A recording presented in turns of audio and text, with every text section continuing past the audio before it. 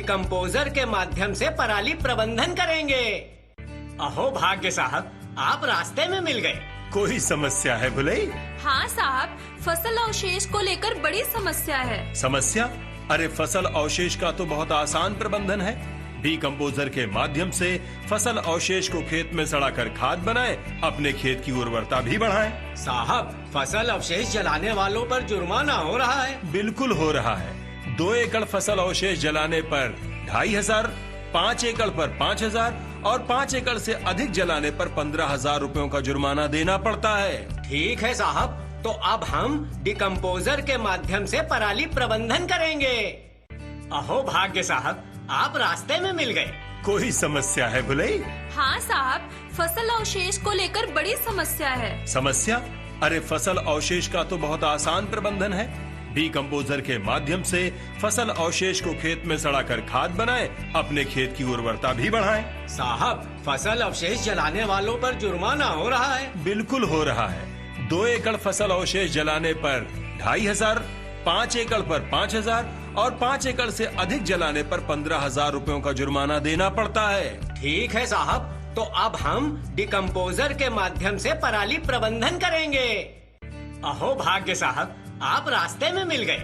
कोई समस्या है भुलई? हाँ साहब, फसल अवशेष को लेकर बड़ी समस्या है। समस्या? अरे फसल अवशेष का तो बहुत आसान प्रबंधन है।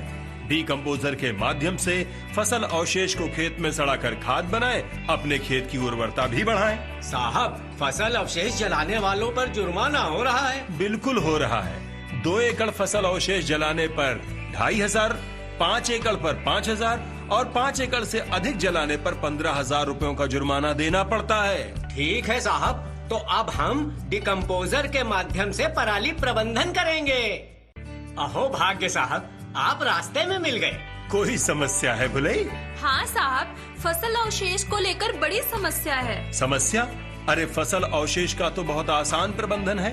डिकम्पोजर के माध्यम से फसल अवशेष को खेत में सड़ाकर खाद बनाएं, अपने खेत की उर्वरता भी बढ़ाएं। साहब, फसल अवशेष जलाने वालों पर जुर्माना हो रहा है। बिल्कुल हो रहा है। 2 एकड़ फसल अवशेष जलाने पर 2500, 5 एकड़ पर 5000 और 5 एकड़ से अधिक जलाने पर 15,000 रुपयों का जुर्माना देना पड़ता है। ठीक है साहब, तो अब हम डिकम्पोजर के माध्यम से पराली प्रबंधन करेंगे।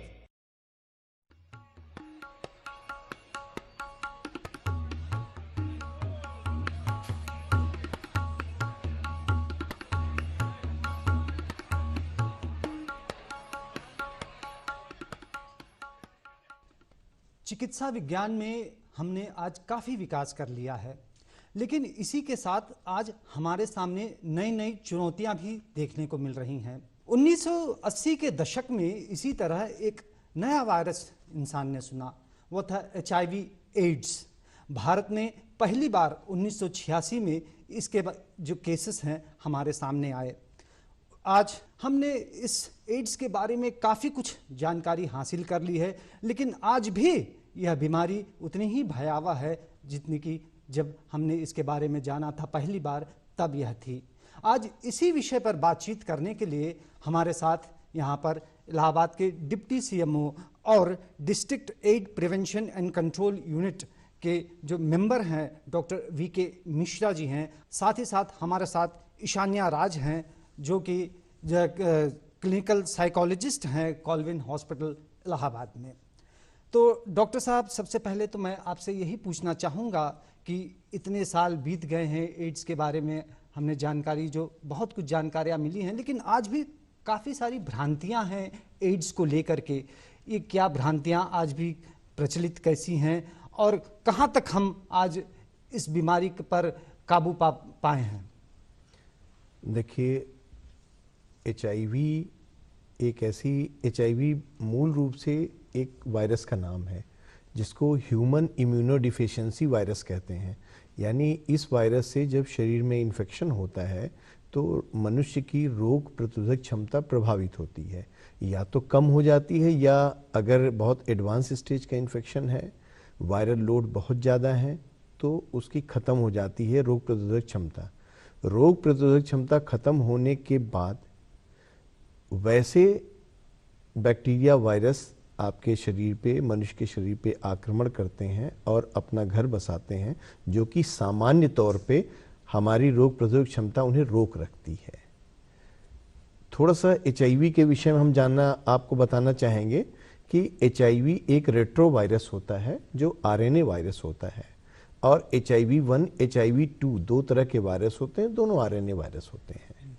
और इन वायरस का सिर्फ मनुष्य पे असर है, पूरी इस सोसाइटी में किसी भी जानवर पर नहीं, सिर्फ मनुष्य पे इसका असर होता है। ये वायरस कई तरीकों से, मुख्य 4 रूप से आपके शरीर, मनुष्य के शरीर में प्रवेश करता है। पहला जो सबसे कॉमन तरीका है वो है असुरक्षित यौन संबंध, जो 89% के आसपास इस बीमारी के लिए जिम्मेदार है। दूसरा, अगर हम इन्फेक्टेड ब्लड और ब्लड प्रोडक्ट इस्तेमाल करते हैं, ये भी 1.5% इसके लिए जिम्मेदार है।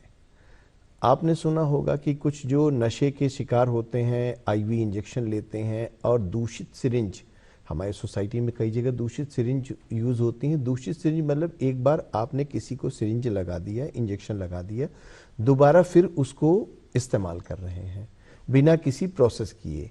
वर्तमान में कोई भी सिरिंज दोबारा इस्तेमाल नहीं होती। अब इसीलिए ऑटो डिसेबल्ड सिरिंज का इस्तेमाल किया जाता है, यानी एक बार आपने उस सिरिंज को इस्तेमाल किया, दोबारा वो अपने आप खत्म हो जाएगी, खराब हो जाएगी। चौथा तरीका है, एक HIV पॉजिटिव मदर से उसके बच्चे को इंट्रा यूट्राइन ट्रांसफ़र या तो ड्यूरिंग डिलीवरी ट्रांसफ़र हो, ये बीमारी 5% इसकी जिम्मेदार होती है। यानी अगर हम देखें तो सबसे ज़्यादा इसका कॉज जो है वो असुरक्षित यौन संबंध, दूसरा विसंक्रमित सुइयों का प्रयोग ना करना, तीसरा इन्फेक्टेड ब्लड और ब्लड के प्रोडक्ट इस्तेमाल करना, चौथा इन्फेक्टेड माँ से, HIV इन्फेक्टेड माँ से उसके बच्चे को ट्रांसफ़र होना। इसमें आवश्यक नहीं है कि अगर व्यक्ति का व्यवहार खराब है या उसका चरित्र खराब है तभी उसको इस तरह की बीमारी हो। हमारे दिमाग में अगर किसी को HIV के बारे में सुनते हैं तो लगता है कि इसका जो है करैक्टर ठीक नहीं है। इस तरह से हम ट्रांसमिट, जब ये बीमारी शरीर में पहुंच जाती है, इस बीमारी को शरीर में पहुंचने के बाद 5 से 10 साल, कभी कभी 16 साल लगते हैं इसको अपने लक्षण लाने में। अच्छा, तो डॉक्टर साहब यहीं पर पूछना चाहूँगा कि आखिर इसके सिम्टम्स क्या हैं, लक्षण क्या हैं? अब कैसे हम जाने कि भाई मुझे अब करवाना चाहिए, जांच करवानी चाहिए? इसके लक्षण ये हैं कि अगर एकाएक किसी का वजन गिरना शुरू हो जाए, एक आमतौर पे धारणा रखी गई है, एक स्टैंडर्ड बनाया गया है कि यदि महीने भर के अंदर आपका वजन 10% से कम हो जाता है, यानी अगर 70 किलो है तो 7 किलो आपका वजन बिना किसी कारण के, यानी ज्ञात कारण, अगर कोई बीमारी है, आप कहीं पे आपने खाना नहीं खाया या फास्ट रहे, इस बिना किसी एक वाजिब कारण के अगर वजन 10% से ज़्यादा कम होता है तो एक बार शक की दृष्टि जाती है। या लगातार बीमार होना, लगातार एक महीने से ज़्यादा बुखार आना, 1 महीने से ज़्यादा खांसी आना, या लगातार डायरिया होना, या एकदम थकान लगना, या जगह जगह गांठें निकल आना, अगर इस तरह के लक्षण हैं तो इसको हम एडवाइस करेंगे कि आप HIV टेस्ट करवाएं। एक थोड़ा सा मैं आपको HIV के हिस्ट्री के बारे में ज़रा सा बताना चाहूँगा। सन 81 में पहली बार US में ये डायग्नोस हुई है कि HIV वायरस का इन्फेक्शन। 86 में हमारे भारत में डायग्नोस हुई है। भारत का पहला केस चेन्नई में डायग्नोस हुआ था। यूपी का पहला केस बरेली में डायग्नोस हुआ था, that is in the year of 87।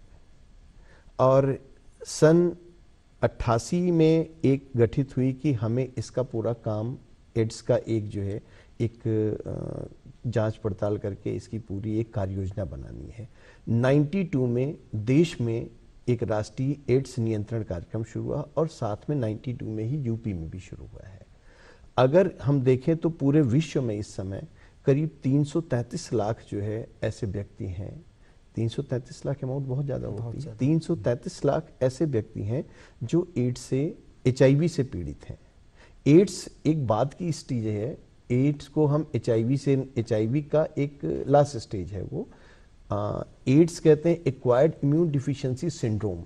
HIV infection है वायरस का, जब ये शरीर में रोग प्रतिरोधक क्षमता कम कर चुका होता है और कई लक्षण एक साथ आ जाते हैं, निमोनिया हुआ, स्किन डिजीज हुई और ओरल अल्सर हुए, जब ये सारी बीमारियां एक साथ आ जाती हैं तो इनको सिंड्रोम कहते हैं। 3 या 3 से अधिक बीमारियों के ग्रुप को हम सिंड्रोम कहते हैं जी। तो ये सिंड्रोम जो है एक्वायर्ड इम्यून डिफिशियंसी सिंड्रोम है। तो HIV वायरस का नाम है, एक्वायर्ड इम्यून डिफिशियंसी सिंड्रोम हमारे एक बीमारियों के समूह का नाम है। और उत्तर प्रदेश में अगर देखें तो हमारे पूरे विश्व में 333 लाख लोग हैं, भारत में हमारे करीब 21 लाख लोग पीड़ित हैं। उत्तर प्रदेश में पीड़ित हैं करीब आपके 1.5 लाख लोग। अच्छा डॉक्टर साहब, यहाँ पर मैं ये भी जानना चाहूँगा कि अभी जैसे आपने कहा ऐसे लक्षणों की बात आपने की, तो कई अन्य बीमारियां भी होती हैं जिनमें भी ये लक्षण प्रकट हो जाते हैं। तो फिर अब हम कैसे सस्पेक्ट करें, यानी कि वही आदमी करे जैसे कि किसी प्रोमिस्क्यूटी यानी कि किसी के साथ संबंध किसी ने स्थापित किया हो तो उसको भाई जांच करवा लेनी चाहिए, या किसी का ब्लड ट्रांसफ्यूजन हुआ हो, या फिर किसी सिरिंज का इस्तेमाल किया हो, ऐसे आदमी क्योंकि सस्पेक्ट होते हैं। नहीं तो क्योंकि लक्षण तो कई बार हम देखने को मिलता है कि अमूमन कुछ अन्य बीमारियों में भी होता है, वो भी होता है, और मनुष्य डरने लगता है, कह रहे भैया कहीं मुझे ही एड्स तो नहीं हो गया। देखिए, जो आपका प्रश्न है, प्रश्न बिल्कुल एकदम से आज के समय का प्रश्न है।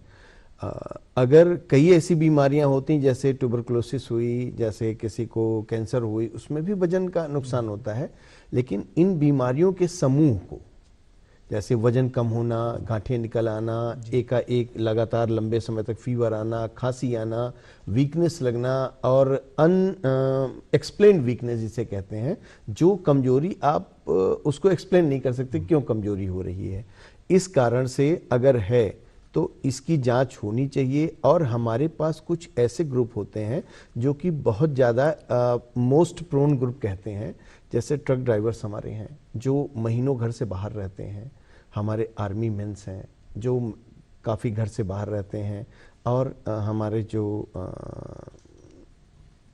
प्रोस्टिट्यूट्स हैं, इन लोगों को एक जो है इनको रेगुलर चेकअप कराना चाहिए। और अगर इस तरह के सिम्टम दिखें तो निश्चित रूप से उस सिम्टम के साथ इनको टेस्ट कराना चाहिए, और ये टेस्ट आपको जानकारी दे दें। हमारे जितने भी सामुदायिक स्वास्थ्य केंद्र होते हैं, उन सारे सामुदायिक स्वास्थ्य केंद्र में ICTC सेंटर होते हैं। ICTC मतलब integrated training and counselling centre है। तो उसमें आपको आपका एक काउंसलर होता है, एक लैब टेक्नीशियन होता है। काउंसलर, लैब टेक्नीशियन आपकी रिपोर्ट को इतना गोपनीय रखते हैं कि अगर कोई व्यक्ति चाहे तो उसकी रिपोर्ट को उसी को दी जाएगी, उसकी वाइफ को या हस्बैंड को भी नहीं शेयर की जाएगी। मेरे यहाँ प्रतिदिन 20 से 30 मरीजों की जांच की जाती है। जो भी HIV जांच कराने आते हैं उनका निःशुल्क परीक्षण किया जाता है और मैं बड़ी निष्ठा के साथ उनकी जांच करती हूँ। जांच परिणाम आने पे अगर वो धनात्मक पाए जाते हैं तो उनको फिर से ART सेंटर में लिंक किया जाता है और आगे उनको दवा के बारे में बताया जाता है। यहाँ पे परीक्षण 3 प्रकार से होता है। जब कोई पॉजिटिव पेशेंट आ जाता है, पहले मैं एक जांच लगाती हूँ, जब उसमें पॉजिटिव आता है तो दूसरा परीक्षण होता है, उसके बाद उसमें पॉजिटिव आता है तब फिर तीसरा परीक्षण होता है। तीनों परीक्षण में धनात्मक पाए जाने के बाद ही यहाँ पर किसी मरीज को पॉजिटिव की रिपोर्ट दी जाती है। पॉजिटिव आने के बाद हमारे यहाँ काउंसलर हैं, उनके पास मरीज भेजा जाता है और संपूर्ण जीवन उन्हें कैसे व्यतीत करना है, उनकी दवा कब तक चलेगी, इस सब के बारे में उनको बताया जाता है। पहले मेरे पास क्लाइंट आता है, मैं उसकी प्री टेस्ट काउंसलिंग करती हूँ, उसके बाद उसको जांच के लिए भेजती हूँ यहाँ पे PID नंबर के साथ। फिर जांच आने के बाद अगर मरीज़ पॉजिटिव है तो उसकी पोस्ट टेस्ट काउंसलिंग दोनों स्थिति में होती है, पॉजिटिव है तो भी, निगेटिव है तो भी। और पॉजिटिव आने के बाद उसको किस तरह से समाज में रहना है, किस तरह से उसके साथ क्या व्यवहार, किस तरह से उसके अंदर कोई गलत भावना ना आए, हीन भावना से वो ग्रसित ना हो, इसके लिए उसको पूरी तरह से काउंसलिंग और पूरी संतुष्टि यहाँ से दी जाती है और ART लिंक कराया जाता है। पति पत्नी दोनों पॉजिटिव हैं तो प्रिकॉशन बताया जाता है कि निगेटिव हैं तो भी, पॉजिटिव हैं तो भी, दोनों स्थिति में बताया जाता है कि आप कैसे प्रिकॉशन रख सकते हैं। मैं ईशान्या जी से पूछना चाहूँगा, ईशान्या जी, ये जो बीमारी है इसके बारे में बहुत सी दिग्भ्रांतियाँ भी हमारे लोगों में है।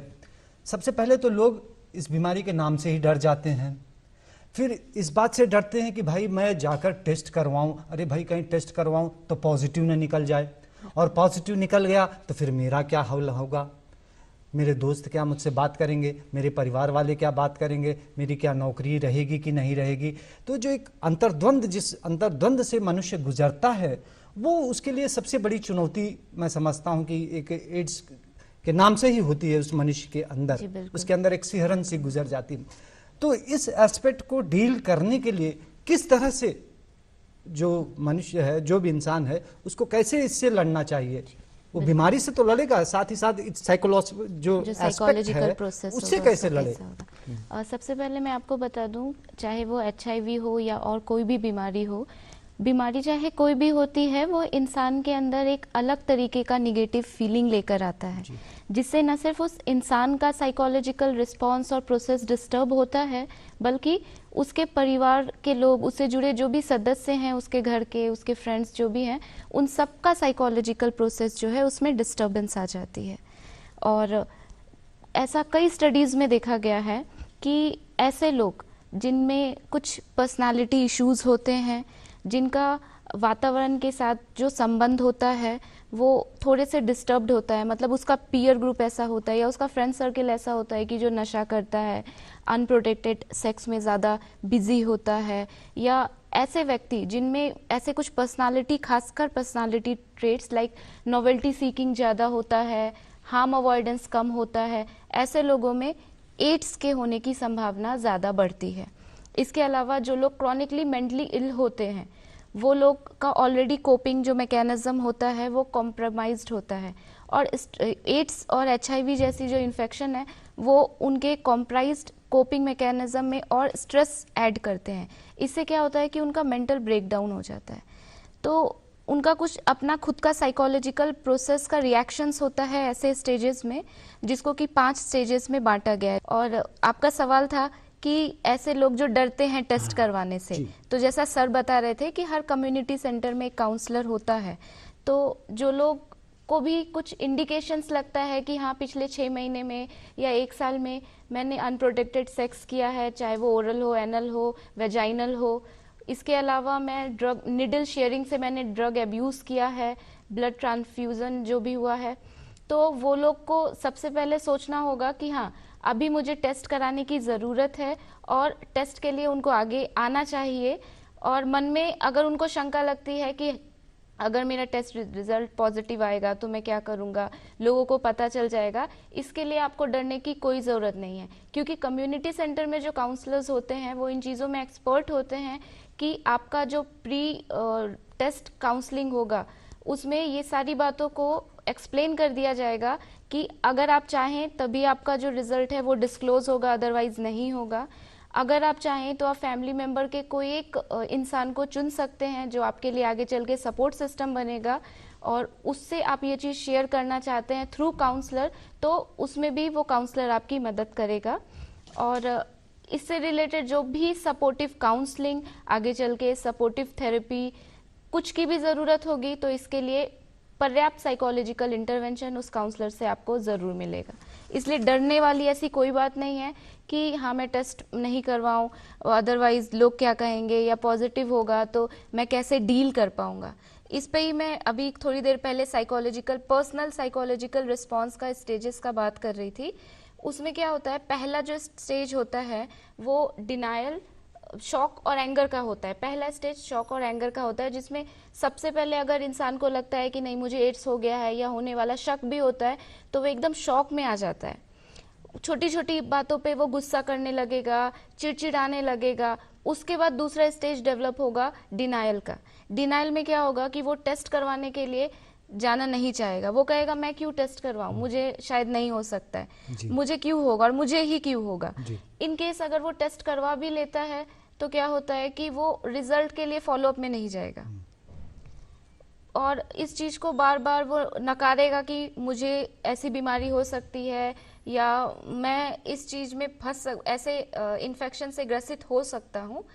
तीसरा स्टेज जो होता है वो विड्रॉन का स्टेज होता है, जब उसको कहीं ना कहीं पता लगता है कि हाँ मुझे शायद ये बीमारी हो गई है या हो और अभी HIV इन्फेक्टेड हूँ, आगे एड्स का चांसेस हो सकता है। तो उस एड्स के स्टिग्मा को जानते हुए वो आइसोलेशन में चला जाएगा, लोगों से कम बात करना, खुद में अकेला रहना। फिर आता है बार्गेनिंग का स्टेज यानी स्टेज 4, जिसमें वो लोगों के रिएक्शंस को बार्गेन करेगा। वो मेरे साथ ऐसा इसलिए कर रहा है, वो मेरे साथ ऐसा इसलिए नहीं कर रहा है, और एक सपोर्ट सिस्टम ढूंढेगा। उसके अंदर नीड टू बी लव्ड वाला जो नीड होता है वो जागृत होगा।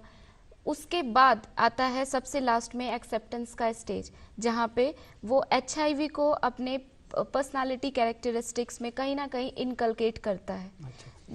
जी डॉक्टर साहब, मैं आपसे ये जानना चाहूँगा कि क्या फिर इस बीमारी के जो पहले कहते थे कि लाइलाज है, लेकिन क्या हमने अभी तक जो विकास किया है इस बीमारी में, क्या कोई दवाइयाँ निकली हैं जो अभी इसके इलाज पर पूर्णतः काबू पा चुकी हैं कि नहीं? देखिए, अगर कोई भी व्यक्ति HIV पॉजिटिव निकलता है तो हमारे, अभी मैंने आपको जैसे पहले बताया कि ART सेंटर हमारे यहाँ जो है, एंटी रेट्रोवायरल थेरेपी सेंटर्स जो हैं, उन पे दवाएं मुफ्त में मिलती हैं और उन दवाओं के साथ व्यक्ति जो है लंबा जीवन निरोगी होके जी सकता है। जी। जैसे हम लोग ज़िडोविडीन आती है, निवेरपिन आती है, ये सब दवाइयाँ हम उनको देते हैं और इनसे ये डिपेंड करता है कि उनका एक ब्लड में सेल होती है, श्वेत रक्त कणिकाएं, आपने जाना होगा, सुना होगा, उनमें एक स्पेशल CD4 सेल्स होती हैं। अच्छा। तो हमारे यहाँ CD4 सेल्स के काउंट के हिसाब से उनको मेडिसिन दी जाती है। CD4 सेल का काउंट जब नीचे होता है तो उनको मेडिसिन दी जाती है, एक सर्टेन लेवल पे आने के बाद मेडिसिन रोक दी जाती है, लेकिन उनका कंटिन्यूअस फॉलोअप किया जाता है कि वो फॉलोअप में रहें, जिससे और उनको ये बताया भी जाता है कि अगर आप ये मेडिसिन ले रहे हैं तो आपको प्रिवेंशन है कि आप जिन कारणों से ये HIV फैलता है उन कारणों से बचाव रखें। अच्छा। दूसरी बात ये है कि अगर वो दवाएं रेगुलर लेंगे और सपोर्टिव थेरेपी हमारे, जैसे मान लीजिए एक तो हमने ART थेरेपी दिया, और अगर किसी को इन केस किसी को अगर निमोनिया हो गया या स्किन इन्फेक्शन हो गया तो we have to treat them properly. और अगर हम उनको ट्रीट प्रॉपरली करेंगे, प्रॉपर ट्रीटमेंट वो लेंगे और वो स्टिक टू ट्रीटमेंट रहेंगे, अगर वो इस ट्रीटमेंट को कायदे से फॉलो करेंगे तो निश्चित रूप से वो एक लंबा जीवन निरोगी होकर जी सकते हैं। वो नौकरी वोकरी कर सकते हैं और जो अन्य अपना रोजमर्रा का जैसे काम जी रहे हैं, क्या एड्स होने के बाद भी वो इस तरह से देखिए जी सकते हैं? इसमें सबसे बड़ी बात तो ये है कि एड्स के होने के जो मैंने आपको 4 तरीके बताएं, एड्स के फैलने के वही 4 तरीके हैं। एड्स ना तो मच्छर काटने से फैलता है, ना हाथ मिलाने से फैलता है, ना ही कपड़े शेयर करने से फैलता है, ना ही अगर आपको लगे कि साथ नहा रहे हैं, साथ घूम रहे हैं, साथ रह रहे हैं। देखिए, AIDS is a disease of intimate relation. अगर किसी ने किसी को सामान्य से किस किया तो भी नहीं, बट डीप किसेस मे काज, क्योंकि जहाँ भी आपके घाव आपके ब्लड प्रोडक्ट दूसरे के ब्लड प्रोडक्ट से मिलेंगे वहाँ पे इसके होने के चांसेस हैं। और आज भी ये 0.27% इसके होने के मतलब जो इंसिडेंस रेट है वो 0.27% है, यानी 10,000 अगर देखें तो आपको 27 लोग। एड्स ऐसी बीमारी है कि जिससे न सिर्फ एक व्यक्ति ग्रसित होता है बल्कि इसका विपरीत परिणाम पूरे परिवार को भुगतना पड़ता है। आपने देखा होगा कि कई जगह पे लोग जिस परिवार के सदस्य को एड्स है उनके परिवार के सदस्यों को काम करने से मना कर देते हैं, उनके बच्चों को स्कूल में एडमिशन देने से मना करते हैं। इवन कि अगर वो किराए के घर पे रह रहे हैं तो मकान मालिक भी वो घर को खाली कराने का सोचता है। मतलब एक पूरा समाज जो है ऐसे परिवार को खुद से रिजेक्ट करता है, अपने समाज से रिजेक्ट करता है, जिससे न सिर्फ व्यक्ति का जो मनोदशा है उस पर बुरा असर पड़ता है बल्कि पूरा परिवार इस बुरे दौर से गुजरता होता है। तो ऐसे में बिल्कुल हम फैमिली थेरेपी करते हैं जहाँ पे हम परिवार के सदस्यों को बताते हैं कि किस तरीके से इस बीमारी के होते हुए रहते हुए भी, परिवार के सदस्य में होने के बाद भी वो आगे एडिक्वेट कोपिंग मैकेनिज्म्स के थ्रू आगे बढ़ पाए और इसको बाकी सारी चीज़ों की तरह ही एक हिस्सा मान के चले। और ठीक है, लोग बोलते हैं, लोग इसलिए बोलते हैं कि क्योंकि हमारे समाज में एक चीज़ है स्टिग्मा।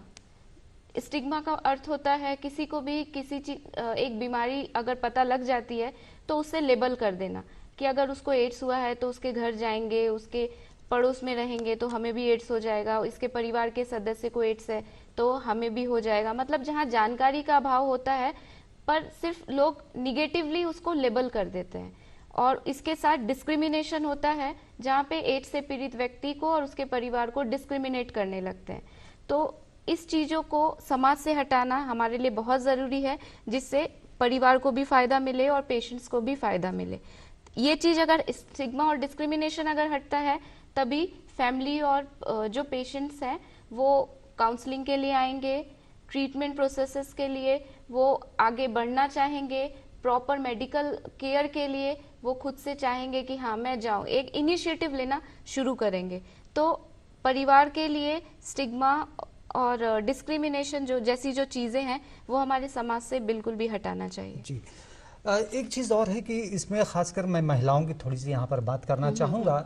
जो महिलाएं होती हैं वो साइलेंट सफरर्स एक प्रकार से होती हैं। अक्सर कहते हैं कि जो पुरुष है वो कहीं बाहर गया या माइग्रेंट लेबरर है वो तो कहीं काम करने गया या ट्रक ड्राइवर, जैसे अब डॉक्टर साहब बता रहे थे, तो घर में अब भाई आएगा, पत्नी है, उसके साथ संपर्क किया तो महिलाओं को हो गया। तो ये जो महिलाएं हैं वो क्या उनके लिए भी अब इस तरह की व्यवस्था की जा रही है कि भाई उनको भी घर से ये प्रेरित किया जाए कि वो भी जाएं, टेस्ट करवाएं, क्योंकि वो घर के घरेलू नुस्खे ही अक्सर जो है इस्तेमाल करती हैं या फिर वो अस्पताल नहीं जाती हैं किसी शर्म के मारे, डर के मारे, चाहे जो भी हो। तो इस एस्पेक्ट को कैसे डील किया जाए? जी बिल्कुल, अगर आपको लगता है कि आपके घर में कोई ऐसा सदस्य है जिसमें इस परेशानी के, इस बीमारी के होने के चांसेस हैं, वो बाहर निकल नहीं रहा है, आप उसको कम्युनिटी सेंटर्स में लेकर नहीं जा पा रहे हैं, तो वहाँ पर आकर के, सेंटर पे आकर के आप हमारे काउंसलर से रिक्वेस्ट कर सकते हैं। अगर ज़रूरत पड़ती है तो काउंसलर होम विजिट के लिए भी जाते हैं, प्रॉपर एडुकेट करते हैं और उसके बाद जो भी थेरेपी या काउंसलिंग की ज़रूरत होती है वो घर पे आकर भी प्रोवाइड करते हैं। जी। क्या ये जो पहले की तुलना में क्या अब ये एड्स के जो मरीज हैं ज़्यादा हो रहे हैं या फिर इनमें कुछ कमी आ रही है? जिस तरह की हम जो जागरूकता फैला रहे हैं या प्रचार प्रसार के माध्यमों के से, उससे क्या स्थिति है इस वक्त? देखिए, इस समय जो सिनेरियो है वो विश्व का, मैंने आपको बताया कि 333 लाख के आसपास पूरे विश्व में आपके इसके एड्स के मरीज हैं और 21 लाख भारत में HIV पीड़ित हैं, 1.5 लाख उत्तर प्रदेश में है। आपके इलाहाबाद में, अपने इलाहाबाद में करीब 5,913 पेशेंट हैं जो कि इस समय दवाइयाँ ले रहे हैं और इसमें कुछ महिलाएं हैं जो प्रेग्नेंट महिलाएं भी हैं और वो हैं जिनकी संख्या 2 है अभी पिछले माह के डाटा के हिसाब से। और कुछ लोग ऐसे हैं कि इसके बावजूद भी किन परिस्थितियों में फॉलो अप छोड़ के चले गए हैं, वो करीब आपके 200-250 लोग हैं जो फॉलो अप। क्या वजह है कि क्यों छोड़ के चले गए? कभी कभी ऐसा होता है कि जैसे ट्रकर्स हैं तो उनकी ट्रिप महीनों की बाहर लगती है, तो अगर वो बाहर चले गए तो उनको सारे जिस जगह वो जाते हैं उनसे बताया जाता है कि आपको वहाँ पे जाके ART सेंटर में आप ट्रीटमेंट ले सकते हैं, बट वहाँ से वो शायद पहुँचते नहीं, कांटेक्ट नहीं करते। ये हमारे ऐसे पोटेंशियल सोर्स हैं जो कि और स्प्रेड करने के इस बीमारी को और बढ़ाने में सहयोग करते हैं। यहाँ दवाइयाँ भी सरकार की ओर से मुफ्त हैं, इलाज भी मुफ्त चल रहा है, यानी कि आपको सारी सुविधाएं मिल रही हैं, सपोर्ट सिस्टम भी एक प्रकार से मिल रहा है। तो बस इस बीमारी से घबराने की ज़रूरत नहीं है, इसे डटकर मुकाबला करिए और जो जानकारी है उसी जानकारी के अंतर्गत हम इसका इलाज कर सकते हैं। हम चाहेंगे एक शपथ के साथ कि हम खुद भी जो लोग बैठे हैं यहाँ पे और एक संदेश देना चाहेंगे कि HIV के मरीजों को, एड्स के मरीजों को डिस्क्रिमिनेट ना करें। वो भी हमारे आपके जैसे ही हैं, किसी भी कारण से हो सकता है दूषित ब्लड चढ़ाने से या संबंध रखने से या असुरक्षित यौन संबंध रखने से या इंजेक्शन किसी ने पुरानी सिरिंज इस्तेमाल कर दी अगर कोई बच्चा है जो माँ से पा गया है, माँ से वर्टिकल ट्रांसमिशन है, तो वो कोई ऐसा नहीं है कि वो हमें एकदम से उनको हम रिजेक्ट कर दें, उनको सोसाइटी में एक्सेप्ट करें और उनको आगे बढ़ाने की पूरी कोशिश करें। नेशनल एड्स कंट्रोल ऑर्गेनाइजेशन नैको, जो कि भारत सरकार का एक उपक्रम है और चिकित्सा और स्वास्थ्य विभाग के अंतर्गत यह संचालित होता है। इस विभाग के द्वारा जो है पूरे देश में HIV एड्स से संबंधित समस्त कार्यक्रमों का संचालन किया जाता है और समय समय पे उनको परिष्कृत भी किया जाता है। नैको की सहायता के लिए जो है स्टेट लेवल पर स्टेट एड्स कंट्रोल सोसाइटियां बनाई गई हैं, जो कि उस संबंधित राज्य में नाको द्वारा निर्धारित किए गए दिशा निर्देशों और कार्यक्रमों का इम्प्लीमेंटेशन करती हैं और उनको व्यवस्थित रूप से संचालित करती हैं।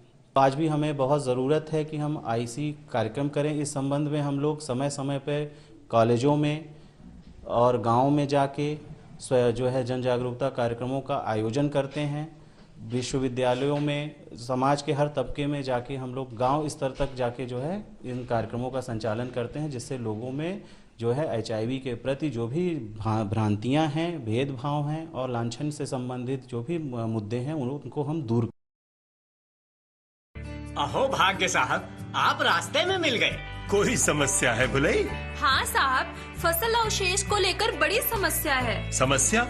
अरे फसल अवशेष का तो बहुत आसान प्रबंधन है। डीकंपोजर के माध्यम से फसल अवशेष को खेत में सड़ाकर खाद बनाएं, अपने खेत की उर्वरता भी बढ़ाएं। साहब, फसल अवशेष जलाने वालों पर जुर्माना हो रहा है। बिल्कुल हो रहा है। 2 एकड़ फसल अवशेष जलाने पर 2500, 5 एकड़ पर 5000 और 5 एकड़ से अधिक जलाने पर 15,000 रुपयों का जुर्माना देना पड़ता है। ठीक है साहब, तो अब हम डिकम्पोजर के माध्यम से पराली प्रबंधन करेंगे।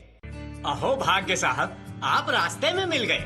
कोई समस्या है भुलई? हाँ साहब, फसल अवशेष को लेकर बड़ी समस्या है।